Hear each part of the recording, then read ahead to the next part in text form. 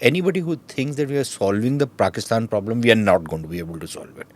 Not in a 50 years, not in the next 100 years, not in the next 500 years. We haven't done it for the last 5,000 years. We are not going to do it in the next 500. Okay?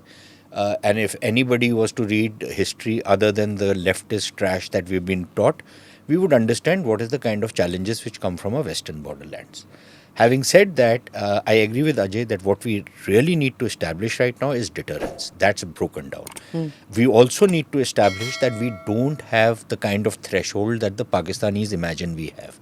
That if you kill 5, we'll keep quiet. But if you kill 10, then we'll get agitated. And if you kill 20, then we are ready to take kinetic action.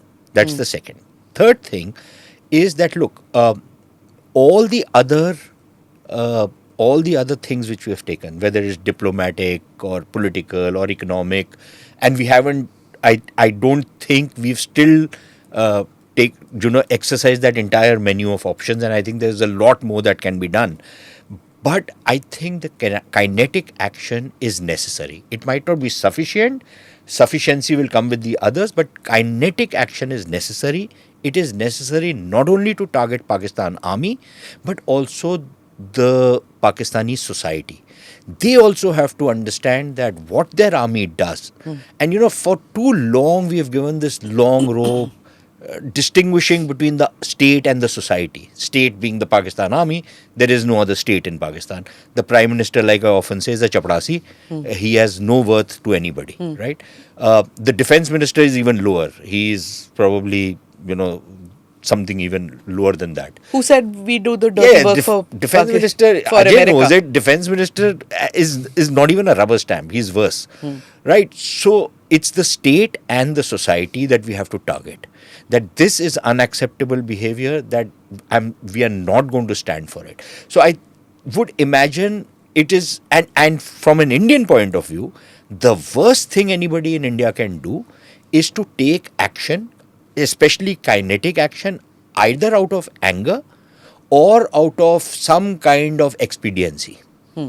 It has to be carefully thought out. It has to be very carefully understood that there will also be an attack from the other side, and until and unless you're ready to go up the escalation ladder and challenge them, you lose the plot. So for example, whether it was Parakaram, and this is the other problem, that all the things which we have done so far worked up to a point and then no further. Parakaram worked until around 2005-2006, by which time the Pakistanis had started doing the train bombings and the various other bomb attacks, Indian Mujahideen and all that trash had started happening. We go up to 2008, then they do a Mumbai. We do nothing. You go up to Uri, we do surgical strikes for 2 years, there's relative peace, and then Pulwama happens. We do Balakot, and then again, there's an open discussion which we can have if we want to, that it had a very limited impact. It had an impact in the sense that we challenged them, but the Pakistanis also hit back, and then we did not go up the escalation ladder. So the Pakistanis thought they had established deterrence. We thought we have delivered a message, and there was a limited utility to what had happened.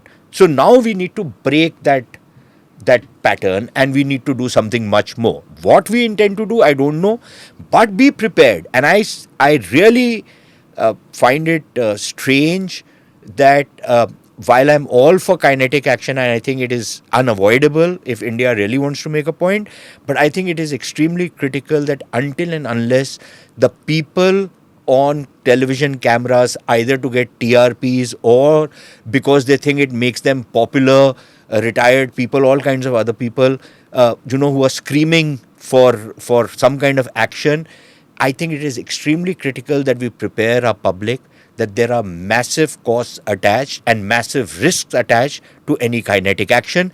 And it's not only the soldier on the front who's going to be fighting this.